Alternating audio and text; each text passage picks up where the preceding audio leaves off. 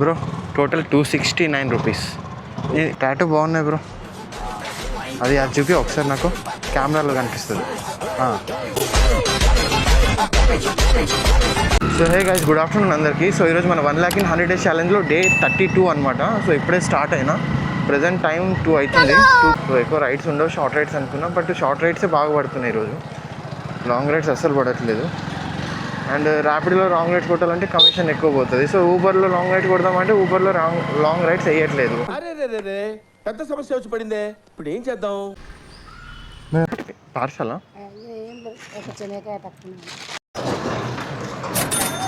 Madam Rapido book చేసి. Okay కూర్చోండి madam. 60 వచ్చింది. మెల్లగా తీసుకొచ్చినా కదా madam. Okay madam, thank you madam. చూడండి మేడం, మర్చిపోకండి అది. మేడంకి ఎప్స్టీన్ ఫైల్స్ గురించి చెప్పిన అనమాట. ఒకసారి చూడండి, మీకు ఒక ఐడియా వస్తుందని చెప్పిన. ఎప్స్టీన్ ఫైల్స్ ఎవరికైనా ఐడియా లేకపోతే చూడండి గాయ్స్. ఇండియాలో పాల్గో బన్ గురించి జరుగుతుంది, దాని మీద అవేర్నెస్ ఉంది కానీ ఇంకా దీని మీద లేదనమాట. సో అందుకే చెప్తున్నా. మేడం ర్యాపిడో బుక్ చేసిన. OTP madam 2099 madam. Thank you madam.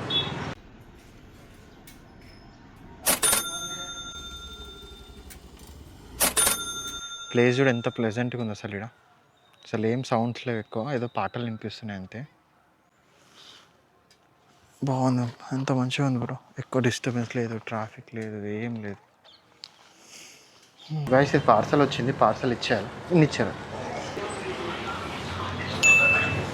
ఎంత బాగుంది బ్రో రోడ్ ఇక్కడ. అంటే లైక్ వీళ్ళు ఎంత బాగా క్రియేట్ చేసుకున్నారు.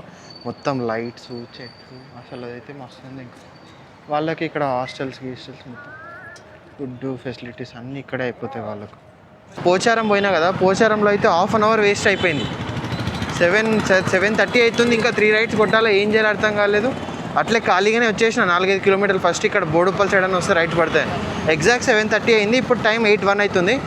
31 minutesలో 3 రైడ్స్ కొట్టేసిన బ్రో. 31 minutesలో ఇన్సెంటివ్స్ పిక్ చేస్తా చూడండి ఇక్కడ ఒకసారి. ఫస్ట్ వచ్చి అయిపోయింది. 46 కిలోమీటర్స్ అయితే 90 కిలోమీటర్స్ తిరిగినాను.